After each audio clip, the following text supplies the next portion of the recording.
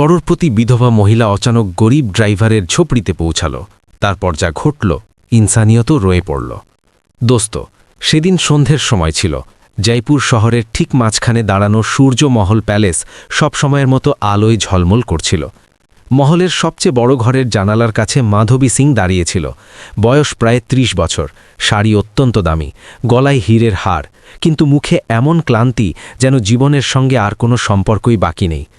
মাধবী এখন কোটিপতি ছিল, কিন্তু বিধবাও। ৬ মাস আগে তার স্বামী অভয়রাজ সিংয়ের হঠাৎ হার্ট অ্যাটাকে মৃত্যু হয়েছিল। জয়পুরের প্রত্যেকটা খবরের কাগজ সেদিন এটাই লিখছিল, শহরের সবচেয়ে বড় শিল্পপতি চলে গেলেন। লোকেরা শ্রদ্ধাঞ্জলি দিয়েছিল, ব্যবসায়িক মিটিং হয়েছিল, বড় বড় লোকেরা মহল পর্যন্ত এসেছিল, কিন্তু কয়েকদিনের মধ্যেই সবাই নিজের জীবনে ফিরে গিয়েছিল। মহলের সেই একই দেওয়াল, সেই একই ঝাড়বাতি, সেই একই নীরবতা, আর একা মাধবী। সেদিন সন্ধেতেও মাধবী জানালা দিয়ে বাইরে তাকিয়েছিল। নিচে বাগানে মালি গাছেদের পানি দিচ্ছিল। হঠাৎ তার নজর সামনে দাঁড়ানো একটা খালি গাড়ির ওপর পড়ল। সেটা অভয়রাজ সিংয়ের প্রিয় গাড়ি ছিল। মাধবীর মুখে এক মুহূর্তের জন্য ব্যথা নেমে এলো। সে ধীরে ধীরে ঘরের ভিতরে চলে এলো। ঘরের মাঝখানে একটা বড় টেবিল ছিল, যার ওপর অভয়রাজ সিংয়ের পুরনো কাগজ আর ফাইল রাখা ছিল। গত কয়েকদিন ধরে মাধবী সেগুলো দেখার চেষ্টা করছিল, কিন্তু প্রতিবারই মন ভারী হয়ে যেত। আজ সে হিম্মত করে একটা পুরনো ডায়েরি তুলে নিল। ডায়েরির প্রথম পাতায় অভয়রাজ সিংয়ের স্পষ্ট লেখা ছিল, কিছু এহসান এমন হয় যেগুলো মানুষ জীবনভর শোধ করতে পারে না। মাধবীর ভুরু হালকা কুঁচকে গেল। সে ধীরে ধীরে পাতা উল্টাতে লাগল। কিছু পাতায় ব্যবসার কথা ছিল, কিছুতে পুরনো দিনের স্মৃতি, কিন্তু একটা নাম বারবার দেখা যাচ্ছিল, রামদাস। মাধবী ধীরে ধীরে পড়ল, রামদাস, যদি সেদিন তুমি না থাকতে, তাহলে হয়তো আমি আজ জীবিতও থাকতাম না। মাধবী থেমে গেল। সে পরের পাতা খুলল। আজও মনে আছে সেই দিন। পাহাড়ি রাস্তায় গাড়ির ব্রেক ফেল হয়ে গিয়েছিল, নিচে গভীর খাদ ছিল। আমি ঘাবড়ে গিয়েছিলাম, কিন্তু রামদাস বিনা চিন্তায় গাড়ি ঘুরিয়ে দিয়েছিল এবং নিজে আহত হয়েছিল। সে আমার জীবন বাঁচিয়েছিল। মাধবীর শ্বাস ধীর হয়ে গেল। এই ঘটনার কথা তার কখনো জানা ছিল না। ডায়েরির পরের পাতা পড়তেই তার হাত কাঁপতে লাগল। আমি রামদাসের কাছে প্রতিজ্ঞা করেছি যে একদিন তার জীবন বদলে দেব, কিন্তু কাজ এত বেড়ে গেছে যে সময়ই পাচ্ছি না। যদি এই প্রতিজ্ঞা পূরণ করতে না পারি, তাহলে হয়তো নিজেকে কখনো ক্ষমা করতে পারবো না। মাধবী অনেকক্ষণ সেই পাতার দিকে তাকিয়ে রইল। ঘরে গভীর নীরবতা ছিল। হঠাৎ তার মনে হলো যেন অভয়রাজ সিংয়ের গলা তার কানে বাজছে, কিছু এহসান এমন হয় যেগুলো মানুষ জীবনভর শোধ করতে পারে না। মাধবী ধীরে ধীরে ডায়েরি বন্ধ করে দিল। তার মনে একটা প্রশ্ন উঠে গিয়েছিল, রামদাস এখন কোথায় আছে? সে তৎক্ষণাৎ তার ম্যানেজার মোহনলালকে ডেকে পাঠালো। কয়েক মিনিটের মধ্যেই মোহনলাল ঘরে এসে গেল। জি ম্যাডাম। মাধবী ডায়েরি টেবিলে রেখে জিজ্ঞাসা করল, মোহনলাল, রামদাস নামে কোনো ড্রাইভার আমাদের এখানে কাজ করত? মোহনলাল কিছুক্ষণ চিন্তা করল, তারপর বলল, জি ম্যাডাম, অনেক বছর আগে ছিল, খুব সরল মানুষ ছিল। এখন সে কোথায়? মাধবী জিজ্ঞাসা করল। মোহনলাল ধীরে ধীরে উত্তর দিল, ম্যাডাম, প্রায় 10 বছর আগে সে চাকরি ছেড়ে দিয়েছিল। শুনেছি এখন শহরের বাইরে শিবপুরা গ্রামে থাকে, খুব গরিব অবস্থায় আছে। মাধবী চুপ হয়ে গেল। তার মনে এক অদ্ভুত টান অনুভব হচ্ছিল। সে জানালার কাছে চলে গেল এবং বাইরে অন্ধকার হয়ে আসা আকাশের দিকে তাকিয়ে রইল। কিছুক্ষণ পর সে ধীরে ধীরে বলল, মোহনলাল, আমাকে তার ঠিকানা দাও। মোহনলাল চমকে উঠল, ম্যাডাম, আপনি তার সঙ্গে দেখা করতে চান? মাধবী তার দিকে না তাকিয়েই উত্তর দিল। সেই রাতে মাধবী অনেকক্ষণ ঘুমাতে পারেনি। সূর্যমহল প্যালেসের বড় বড় দেয়ালের মাঝে বারবার সেই ডায়েরির কথা মনে পড়ছিল, অভয়রাজ সিংয়ের অসমাপ্ত প্রতিজ্ঞা। সকাল হতেই সে সিদ্ধান্ত নিয়ে নিল। সে কাউকে বেশি কিছু না বলে গাড়ি বের করার নির্দেশ দিল। ড্রাইভার জিজ্ঞাসা করল, ম্যাডাম, কোথায় যেতে হবে? মাধবী সোজা উত্তর দিল, শিবপুরা গ্রাম। গাড়ি ধীরে ধীরে শহরের বাইরে বেরিয়ে যেতে লাগল। দামি হোটেল, বড় রাস্তা, চকচকে দোকান, সব পিছনে পড়ে যেতে লাগল। প্রায় 1 ঘন্টা পর রাস্তা কাঁচা হয়ে যেতে লাগল। চারদিকে ছোট ছোট ঝোপড়ি দেখা যেতে লাগল। মাধবী গাড়ি থামাতে বলল। সে ধীরে ধীরে বাইরে নামল। সামনে মাটির তৈরি একটা ছোট ঝোপড়ি ছিল, ছাদে পুরনো টিনের টুকরো লাগানো, দরজা অর্ধেক ভাঙা। মাধবী কয়েক মুহূর্ত সেই ঝোপড়ির দিকে তাকিয়ে রইল। এটাই সেই মানুষটির ঘর যে একসময় কোটিপতি অভয়রাজ সিংয়ের জীবন বাঁচিয়েছিল। সে এগিয়ে গিয়ে দরজায় হালকা করে টোকা দিল। ভিতর থেকে একটা দুর্বল গলা ভেসে এলো, কে? দরজা ধীরে ধীরে খুলে গেল। সামনে দাঁড়ানো মানুষটি রোগা ছিল, চুল সাদা হয়ে গিয়েছিল, কাপড় পুরনো, কিন্তু চোখে এক অদ্ভুত শান্তি ছিল। সে রামদাস ছিল। সে সামনে দাঁড়ানো মহিলাকে দেখে ঘাবড়ে গেল। মাধবী কয়েক মুহূর্ত তাকে মনোযোগ দিয়ে দেখল, তারপর ধীরে ধীরে বলল, আপনি কি রামদাস, যিনি একসময় অভয়রাজ সিংয়ের গাড়ি চালাতেন? মাধবীর মুখ থেকে এই কথা শুনতেই সামনে দাঁড়ানো মানুষটির চোখ কয়েক মুহূর্তের জন্য বড় হয়ে গেল। সে মাধবীকে গভীরভাবে দেখল, যেন বিগত বছরগুলোর ধমাসার মধ্যে কোনো পুরনো পরিচয় খুঁজছে। তারপর ধীরে ধীরে বলল, জি, আমি রামদাস, কিন্তু আপনি কে? মাধবী গভীর শ্বাস নিল। এত বছর পর সেই নাম এই ঝুপড়ির দরজায় দাঁড়িয়ে নেওয়া তার জন্যও সহজ ছিল না। সে শান্ত গলায় বলল, আমি মাধবী, অভয়রাজ সিংয়ের স্ত্রী। রামদাসের মুখে হঠাৎ এক অদ্ভুত ভাব ফুটে উঠল, যেন কেউ পুরনো দিনের বন্ধ বই এক ছটকায় খুলে দিয়েছে। তার ঠোঁট কাঁপল, চোখ নিচু হয়ে গেল। কয়েক মুহূর্ত সে কিছুই বলতে পারল না। তারপর তাড়াতাড়ি দরজা আরেকটু খুলে দিয়ে ঘাবড়ানো গলায় বলল, আরে ম্যাডামজি, আপনি এখানে, আমার এই ছোট্ট ঝুপড়িতে? মাধবী চারদিকে নজর বুলাল। ঝুপড়ির ভিতর মাটির মেঝে ছিল, এক কোণে পুরনো চুল্লা রাখা, দেয়ালে টাঙানো 2-3টে পুরনো কাপড় হাওয়ায় হালকা হালকা দুলছিল। ঘরের মাঝখানে একটা ভাঙা চারপাই ছিল, যার ওপর একজন মহিলা শুয়েছিল। তার মুখ ফ্যাকাশে ছিল এবং শ্বাস ধীরে চলছিল। মাধবীর নজর সেই মহিলার ওপর পড়তেই সে ধীরে ধীরে জিজ্ঞাসা করল, এ কে? রামদাস তাড়াতাড়ি বলল, আমার স্ত্রী ম্যাডাম, গৌরী, অনেক মাস ধরে অসুস্থ। এতটুকু বলতে বলতে তার গলা হালকা ভারী হয়ে গেল, কিন্তু সে তাড়াতাড়ি নিজেকে সামলে নিল। ঠিক তখনই ঝুপড়ির এক কোণ থেকে একটা ছোট মেয়ে বাইরে এলো। বয়স হয়তো 10 বছরের কাছাকাছি হবে। সে সাধারণ ফ্রক পরেছিল এবং হাতে একটা পুরনো বই ছিল। রামদাস তার দিকে তাকিয়ে বলল, চাঁদনি বেটা, নমস্তে করো, এ তোমার সাহেবের ম্যাডাম। মেয়েটি লজ্জা করে হাত জোড় করল, নমস্তে। মাধবী তার মাথায় হালকা করে হাত রাখল। সেই ছোট্ট স্পর্শেও সে এক অদ্ভুত আপনত্ব অনুভব করল। সে কিছুক্ষণ চুপ করে রইল, তারপর ধীরে ধীরে বলল, রামদাস, আমি তোমার সঙ্গে দেখা করতে এসেছি। রামদাস ঘাবড়ানো অবস্থায় দাঁড়িয়ে রইল। সে বুঝতে পারছিল না যে এত বড় মহিলা তার ঘরে কেন এসেছে। সে তাড়াতাড়ি ঝুপড়ির ভিতর রাখা একটা পুরনো কাঠের চেয়ার পরিষ্কার করে বলল, ম্যাডাম বসুন। মাধবী বসে পড়ল। তার মনে অনেক প্রশ্ন ছিল, কিন্তু শব্দগুলো যেন ধীরে ধীরে বেরোচ্ছিল। রামদাস, তোমার মনে আছে অভয়রাজ সিং? রামদাসের মুখে হালকা হাসি ফুটে উঠল। সে মাথা নিচু করে বলল, ম্যাডাম, সাহেবকে ভুলবে কে? তারাই তো আমাকে জীবনে প্রথমবার ইজ্জত দিয়েছিলেন। মাধবী তার কথা মনোযোগ দিয়ে শুনল, তারপর ধীরে ধীরে বলল, আমি তার ডায়েরিতে তোমার সম্পর্কে পড়েছি। তিনি লিখেছিলেন যে তুমি তার জীবন বাঁচিয়েছিলে। রামদাস কয়েক মুহূর্ত চুপ করে রইল, তারপর তার ঠোঁটে হালকা হাসি এলো। আরে ম্যাডাম, সেটা তো আমার ফরজ ছিল। সাহেব আমার মালিক ছিলেন, তার জন্য জানও দিতে হলে দিয়ে দিতাম। মাধবী তার চোখের দিকে তাকিয়েছিল। সেখানে কোনো দেখানো ছিল না, কোনো অভিযোগ ছিল না, শুধু সরলতা ছিল। কিছুক্ষণ ঝুপড়িতে নীরবতা ছড়িয়ে রইল। বাইরে থেকে বয়ে যাওয়া হাওয়া টিনের ছাদকে হালকা হালকা নাড়াচ্ছিল। মাধবী ধীরে ধীরে জিজ্ঞাসা করল, রামদাস, তুমি চাকরি কেন ছেড়ে দিয়েছিলে? রামদাস হঠাৎ গম্ভীর হয়ে গেল। সে চোখ নিচু করে নিল। বস ম্যাডাম, হালাত এমন হয়ে গিয়েছিল যে ছাড়তে হয়েছিল। কেমন হালাত? রামদাস তাড়াতাড়ি উত্তর দিল না। সে এক মুহূর্তের জন্য তার অসুস্থ স্ত্রী গৌরীর দিকে তাকালো, তারপর তার মেয়ে চাঁদনির দিকে, তারপর শান্ত গলায় বলল, কখনো কখনো মানুষকে চুপ থেকে অনেক কিছু সহ্য করতে হয় ম্যাডাম। সাহেব খুব ভালো মানুষ ছিলেন, কিন্তু কিছু কথা এমন হয় যা বলে দেওয়া ঠিক হয় না। মাধব বুঝতে পারল যে রামদাস জেনে শুনে কিছু লুকিয়ে রেখেছে। ঠিক তখনই চারপাইয়ে শুয়ে থাকা গৌরী হালকা করে চোখ খুলল। সে ধীর গলায় বলল, রামদাস, পানি। রামদাস তাড়াতাড়ি ঘাবড়ে তার কাছে গেল এবং মাটির গ্লাসে পানি ভরে তাকে খাওয়াতে লাগল। তার মুখে এত চিন্তা ছিল যে মাধবী কয়েক মুহূর্ত তাকিয়ে রইল। পানি খাওয়ানোর পর রামদাস ধীরে ধীরে ফিরে এসে বলল, ম্যাডাম, আপনি এত দূর এসেছেন, কিন্তু সত্যি বলতে কি আমাদের কোনো সাহায্যের দরকার নেই। সাহেব যতটুকু দিয়েছেন তাই আমার জন্য অনেক। মাধবী চমকে উঠল। এত গরিবিতে থাকা মানুষ সাহায্য প্রত্যাখ্যান করছে? সে শান্ত কিন্তু গম্ভীর গলায় বলল, রামদাস, আমি সাহায্য করতে আসিনি, আমি একটা অসমাপ্ত প্রতিজ্ঞা পূরণ করতে এসেছি। রামদাস অবাক হয়ে তার দিকে তাকাল। কেমন প্রতিজ্ঞা? মাধবী ধীরে ধীরে বলল, অভয়রাজ সিংয়ের প্রতিজ্ঞা। এই কথা শুনতেই রামদাসের মুখ হঠাৎ বদলে গেল, যেন কোনো পুরনো ব্যথা আবার জেগে উঠেছে।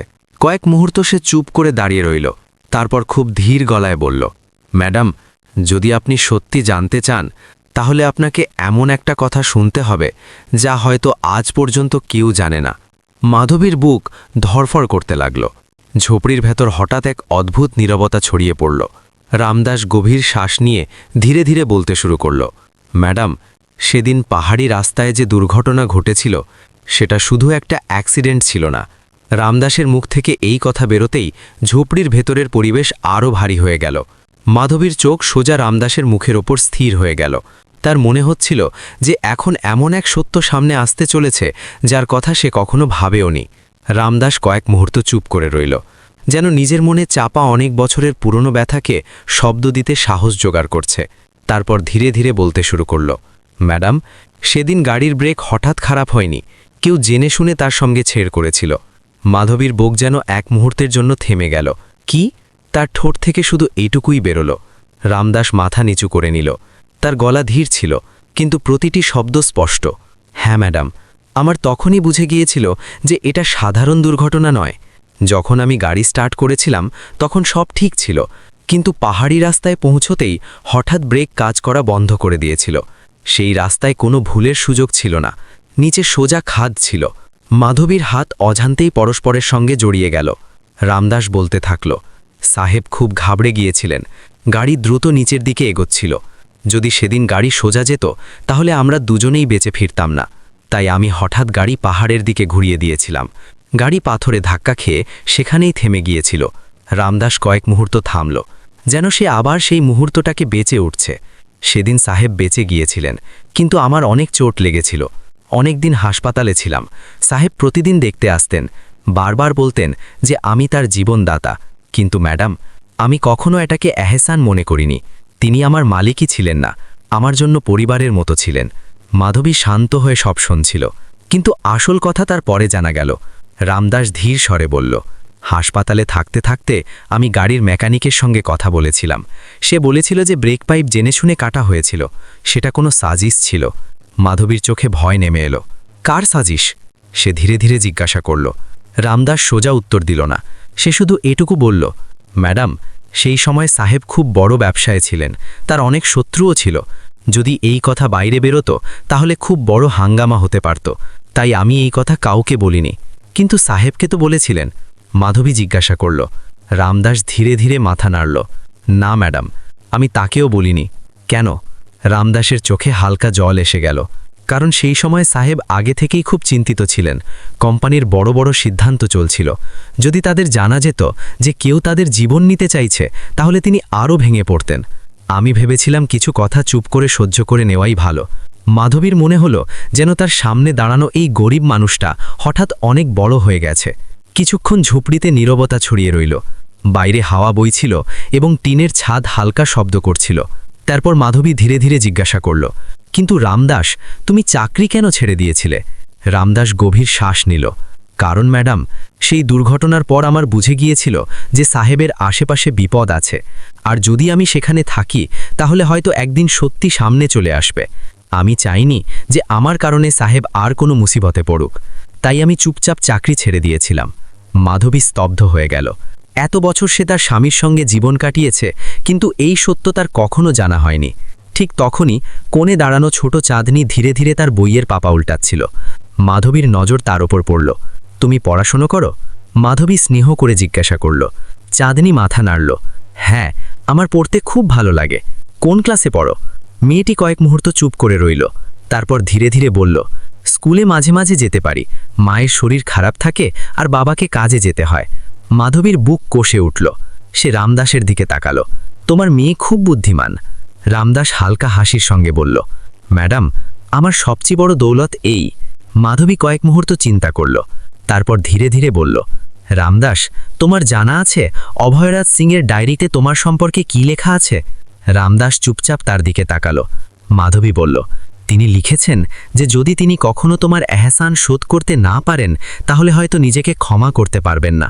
এ কথা শুনতেই রামদাসের চোখে জল এসে গেল। সে ধীর গলায় বলল, ম্যাডাম, সাহেব খুব বড় মনের মানুষ ছিলেন, কিন্তু আমার তার কাছ থেকে কখনো কিছু চাইনি। মাধবী উঠে দাঁড়ালো। তার চোখে আর সেই খালি ভাব ছিল না যা সূর্যমহলে ছিল। সে ধীরে ধীরে বলল, কিন্তু এখন আমাকে কিছু করতেই হবে রামদাস, কারণ এটা শুধু তোমার নয়, আমার স্বামীর অসমাপ্ত প্রতিজ্ঞা। রামদাস কিছু বলতে যাচ্ছিল যে ঠিক তখনই ঝোপড়ির বাইরে হঠাৎ একটা গাড়ি এসে থামল। গাড়ির দরজা জোরে বন্ধ হলো এবং ভারী পায়ের শব্দ ঝোপড়ির দিকে এগিয়ে আসতে লাগল। ঝোপড়ির ভিতর বসা সবাই এক মুহূর্তের জন্য চুপ হয়ে গেল। মাধবী হালকা করে মাথা ঘুরিয়ে দরজার দিকে তাকালো। রামদাসও ঘাবড়ে উঠে দাঁড়ালো। তারা বুঝতে পারছিল না যে এই নির্জন বস্তিতে হঠাৎ কে আসতে পারে। কয়েক সেকেন্ড পর ঝোপড়ির দরজা জোরে খুলে গেল এবং ভিতরে একজন লোক ঢুকল। তার বয়স প্রায় 50 বছর হবে। দামি কাপড়, হাতে মোবাইল এবং মুখে অহংকার স্পষ্ট দেখা যাচ্ছিল। সে ভিতরে ঢুকেই চারদিকে নজর বুলিয়ে তারপর জোরে গলায় বলল, রামদাস, আমি তোমাকে কতবার বলেছি যে এই জমি খালি করে দাও, তবু তুমি এখানে বসে আছো? রামদাসের মুখ একদম ফ্যাকাশে হয়ে গেল। সে ধীরে ধীরে বলল, শেখরবাবু, আমি চেষ্টা করছি, শুধু একটু সময় আর দিয়ে দিন। মাধবী মনোযোগ দিয়ে সেই লোকটিকে দেখল। সে কোনো সাধারণ মানুষ বলে মনে হচ্ছিল না। তার কথায় এমন অহংকার ছিল যেন এই পুরো জায়গার মালিক সেই। শেখর বিরক্ত হয়ে বলল, সময়? গত 6 মাস ধরে এটাই শুনে আসছি। এই জমি এখন আমার, এখানে বড় গোডাউন হবে। যদি তুমি তাড়াতাড়ি এই ঝোপড়ি না সরাও তাহলে বুলডোজার চালিয়ে দেব। এতটুকু বলতেই তার নজর মাধবীর ওপর পড়ল। সে এক মুহূর্ত থেমে গেল, তারপর একটু সামলে নিয়ে বলল, ও, এখানে মেহমানও বসে আছেন? রামদাস কিছু বলার আগেই মাধবী ধীরে ধীরে উঠে দাঁড়ালো। তার গলা শান্ত ছিল, কিন্তু তাতে এক অদ্ভুত আত্মবিশ্বাস ছিল। আপনি কে? লোকটি হেসে উত্তর দিল, আমার নাম শেখর মালহোত্রা। এই জমি এখন আমার কোম্পানি কিনে নিয়েছে। মাধবী বিনা দ্বিধায় বলল, কিন্তু এখানে লোকেরা থাকে। শেখর কাঁধ ঝাঁকালো, গরিব লোক তো যেখানে সেখানে থেকে নেয়। ম্যাডাম, ব্যবসায় আবেগ দেখা হয় না। তার এই কথা শুনে ঝোপড়ির ভিতর আবার নীরবতা নেমে এলো। রামদাসের মেয়ে চাঁদনি তার বই শক্ত করে ধরে দাঁড়িয়েছিল। তার চোখে ভয় স্পষ্ট দেখা যাচ্ছিল। মাধবী সেই ছোট মেয়েটির দিকে তাকালো এবং তারপর আবার শেখরের দিকে ফিরল। আপনি বললেন এই জমি আপনার? শেখর তাড়াতাড়ি উত্তর দিল, সব কাগজ আমার কাছে আছে। মাধবী কয়েক মুহূর্ত চুপ করে রইল। তারপর সে তার ব্যাগ থেকে মোবাইল বের করে কাউকে ফোন করল। ফোন ধরতেই সে শুধু এটুকু বলল, মোহনলাল, এখনই তাড়াতাড়ি শিবপুরা গ্রামে চলে আসুন এবং সঙ্গে জমির রেকর্ডও নিয়ে আসুন। শেখর হেসে উঠল, মনে হচ্ছে ম্যাডামকে ব্যাপারটা বোঝা হয়নি। এটা এখন আইনত আমার জমি। মাধবী শান্ত গলায় বলল, এখনই জানা যাবে। প্রায় 20 মিনিট পর আরেকটা গাড়ি ঝোপড়ির সামনে এসে থামল। তা থেকে মোহনলাল তাড়াতাড়ি নেমে ভিতরে এলো। তার হাতে কয়েকটা ফাইল ছিল। ম্যাডাম, আপনি ডেকেছিলেন? মাধবী ফাইলগুলো নিয়ে বলল, মোহনলাল, শিবপুরার এই জমির আসল মালিককে? মোহনলাল কাগজ খুলে মনোযোগ দিয়ে দেখতে লাগল। তারপর হঠাৎ তার মুখে হালকা অবাক ভাব ফুটে উঠল। ম্যাডাম, রেকর্ড অনুসারে এই জমি এখনও অভয়রাজ সিংয়ের ট্রাস্টের নামে আছে। শেখরের মুখ একদম শক্ত হয়ে গেল। এটা কিভাবে সম্ভব? মোহনলাল স্পষ্ট গলায় বলল, কারণ সাহেব এই জমি গরিব ড্রাইভার ও মজদুরদের থাকার জন্য ট্রাস্টকে দিয়েছিলেন। এটাকে কাউকে বেচা যায় না। ঝোপড়ির ভিতর যেন হাওয়া থেমে গেল। শেখর কয়েক মুহূর্ত একদম চুপ করে দাঁড়িয়ে রইল। তারপর কিছু না বলে রাগে বাইরে বেরিয়ে গেল। তার গাড়ির শব্দ ধীরে ধীরে দূরে চলে গেল। রামদাস এখনও বুঝতে পারছিল না যে এইমাত্র কি ঘটে গেল। মাধবী তার দিকে তাকিয়ে ধীরে ধীরে বলল, রামদাস, এই জমি এখনও নিরাপদ আছে। কেউ তোমাকে এখান থেকে সরাতে পারবে না। রামদাসের চোখে হঠাৎ চোখের জল ভরিয়ে এলো। সে কাপা গলায় বলল, ম্যাডাম, সাহেব সত্যি এত বড় মনের মানুষ ছিলেন। মাধবীর চোখও হালকা ভিজে গেল। সে ধীরে ধীরে বলল, আর আজ আমার বুঝে এসেছে যে তিনি তোমার সম্পর্কে ডায়েরিতে এত কেন লিখেছিলেন। চাঁদনি ধীরে ধীরে মাধবীর কাছে এলো। তার ছোট গলায় মাসুমিয়াত ছিল। ম্যাডাম, আমিও কি পড়াশোনা করে বড় মানুষ হতে পারবো? মাধবী তার মাথায় হাত রেখে হেসে বলল, তুমি অবশ্যই হবে। সে রামদাসের দিকে তাকালো এবং তারপর পুরো ঝোপড়িতে নজর বোলালো। আজ থেকে চাঁদনির পড়াশোনার দায়িত্ব আমার, আর গৌরীর চিকিৎসাও হবে। এটা শুধু সাহায্য নয়, এটা একটা অসমাপ্ত প্রতিজ্ঞা পূরণ করা। রামদাস এবার নিজেকে আর আটকাতে পারল না। তার চোখ থেকে চোখের জল গড়িয়ে পড়তে লাগল। সে হাত জোড় করে বলল, ম্যাডাম, আপনি আজ আমার সাহেবের মাথা উঁচু করে দিয়েছেন। মাধবী ধীরে ধীরে মাথা নিচু করে নিল। সেই মুহূর্তে ঝোপড়ির ভিতর কোনো বড় কথা হয়নি, কোনো বড় সম্পদ বিতরণ করা হয়নি, কিন্তু সেই ছোট্ট জায়গায় ইনসানিয়াত এত গভীরভাবে জেগে উঠেছিল যে সত্যিই মনে হচ্ছিল যেন সেদিন ইনসানিয়াতও রুয়ে পড়েছে। দোস্ত, এই গল্প থেকে এটাই শিক্ষা পাওয়া যায় যে কখনো কখনো জীবন আমাদের শিখিয়ে দেয় যে আসল আমিরি টাকা, মহল বা সম্পদে হয় না। আসল আমিরি ইনসানিয়াত, বিশ্বস্ততা এবং এহসানকে মনে রাখায় হয়। রামদাসের কাছে কিছুই ছিল না, তবু সে তার মালিকের জন্য সব কিছু দাওয়া করে দিয়েছিল। আর মাধবীর কাছে সব কিছু ছিল, কিন্তু যখন সে সত্যি জানতে পারল তখন সে ইনসানিয়াতকে সবার উপরে রেখেছিল এবং তার স্বামীর অসমাপ্ত প্রতিজ্ঞা পূরণ করেছিল। কিন্তু এখন আপনাদের কাছে একটা প্রশ্ন, যদি আপনি মাধবীর জায়গায় থাকতেন এবং এত বছর পর এই সত্য জানতে পারতেন, তাহলে আপনিও কি রামদাসের জন্য এতটাই করতেন? আর যদি আপনি রামদাসের জায়গায় থাকতেন, তাহলে আপনিও কি এত বছর ধরে সেই সত্য লুকিয়ে রেখে আপনার মালিকের জন্য চুপ করে থাকতে পারতেন? আপনার মতামত অবশ্যই লিখুন, কারণ আপনার একটি ছোট্ট চিন্তাও কারোর হৃদয় ছুঁয়ে যেতে পারে। আর যদি আপনার এমন ভাবুক এবং সত্য ভরা গল্প শুনতে ভালো লাগে, তাহলে চ্যানেলকে অবশ্যই সাবস্ক্রাইব করে নিন, যাতে পরের হৃদয় ছুঁয়ে যাওয়া গল্প আপনার থেকে মিস না হয়। আবার দেখা হবে পরের ভিডিওতে এক নতুন গল্প নিয়ে।